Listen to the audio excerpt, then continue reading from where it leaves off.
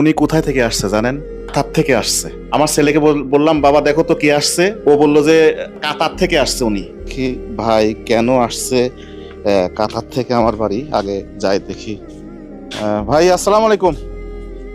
এত রাতের বেলা, আপনি রাতের বেলা হঠাৎ আসলে কোত্থেকে আসছেন? আসসালামু আলাইকুম। কোত্থেকে আসছেন? আপনার গা হাত পা তো ঠান্ডা কে? ভাই গা হাত পা ঠান্ডা কোনো মতে বাইসে আছে এতটুকুই। এই ব্যাগ কোত্থেকে আসছে? এই ব্যাগ আপনার সাথেই? ব্যাগ আমার কাপড় চোপড় আছে ভাই। আপনার দেশের বাড়ি কোথায়? আমার দেশের বাড়ি রাজশাহী। আমি রাজশাহী ভালো পুঠিয়া থানা ভালুকগাছি ইউনিয়ন। আমি আজ থেকে 8-10 আপনি বুঝবো কিভাবে আপনি কাতার থেকে আসলেন?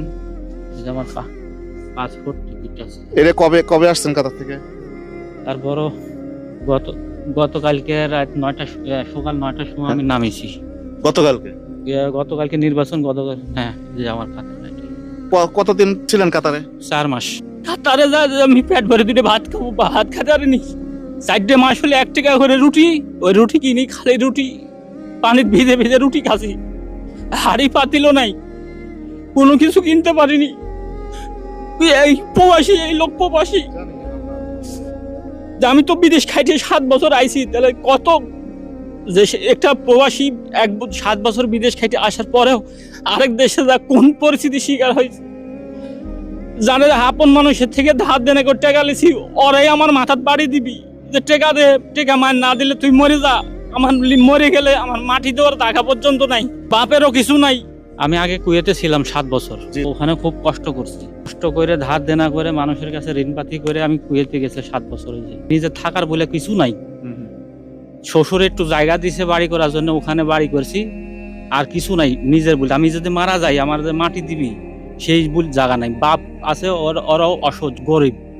তারপরে মনে করেন যে ওই একটু জায়গা দিছে বাড়ি করার লেগে, আমি একটু ঘর করেছি, আর টাকা পয়সা নাই। পরে বাধ্যতামূলক অবৈধ ছিলাম, হাত দেনা করে এর থেকে মনে কোনো কষ্ট করে আর একটা বছর 2-4টা বছর বিদেশ করে আসি।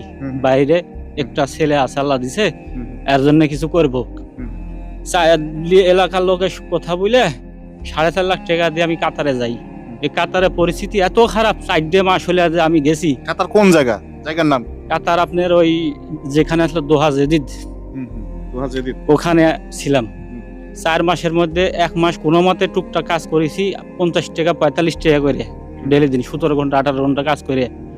রুম ভাড়া খাওয়া টাওয়ার দিয়ে প্রতি মাসে 10,000 টাকা খরচ। কাজ করলে টাকা থাকে, কাজ করলে টাকা নাই। তারপরে মনে করেন যে কোম্পানি কাজ করলে 10 দিন 15 দিন টাকা মারি দেয়।